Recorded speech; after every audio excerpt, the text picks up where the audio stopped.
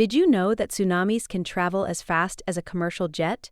When an undersea earthquake strikes, it displaces a massive amount of water, creating waves that can speed across the ocean at up to 500 miles per hour. Imagine a wall of water racing towards the shore with the stealth of a shadow, unseen until it reaches shallow waters. This incredible speed is due to the deep ocean's lack of friction, allowing the waves to maintain their momentum. Next time you hear about a distant earthquake, remember the jet speed waves that might be on their way.